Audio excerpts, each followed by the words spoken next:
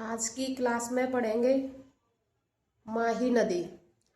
माही नदी की सहायक नदियों के बारे में पढ़ेंगे इस आज की क्लास में। माही नदी को ट्रिक के माध्यम से पढ़ेंगे। क्या है इसकी ट्रिक? ई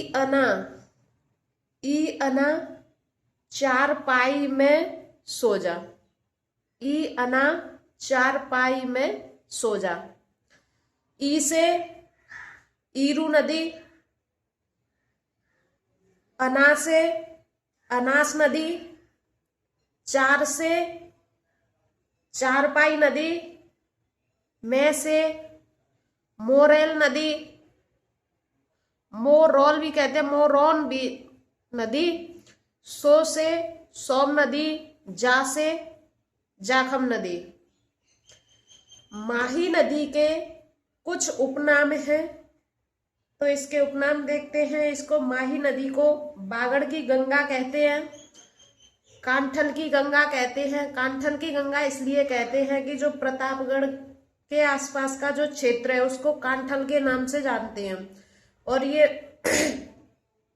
आदिवासी क्षेत्रों में से होकर गुजरती है। माही नदी प्रतापगढ़ को, चित्तौड़गढ़ में, प्रतापगढ़ में, उन डूंगरपुर, बांसवाड़ा, ये दक्षिणी भाग में, मतलब कह सकते हैं कि राजस्थान के दक्षिणी भाग में या दक्षिणी दिशा में बहती है, इसलिए इसको कांठल की गंगा भी कहते हैं। और इसका नाम दक्षिण में बहने के कारण दक्षिणी राजस्थान की स्वर्ण रेखा भी कहते हैं। इसको माही नदी को दक्षिणी राजस्थान की स्वर्ण रेखा भी कहते हैं।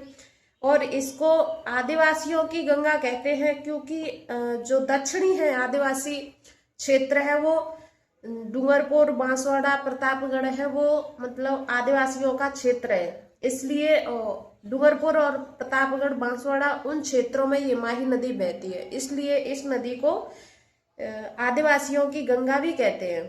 आइए एक बार दोबारा से रिपीट करते हैं इसको।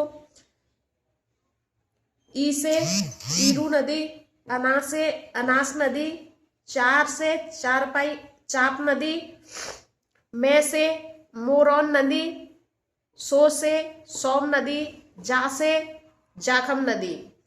इसके उपनाम भी है कुछ।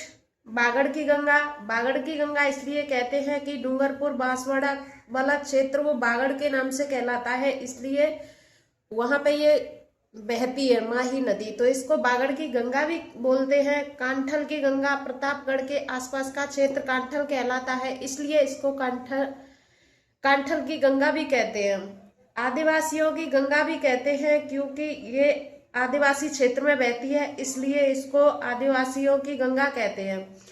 और दक्षिणी राजस्थान की स्वर्ण रेखा भी कहते हैं इसको, माही नदी को दक्षिणी राजस्थान की स्वर्ण रेखा भी कहते हैं। Thank you so much.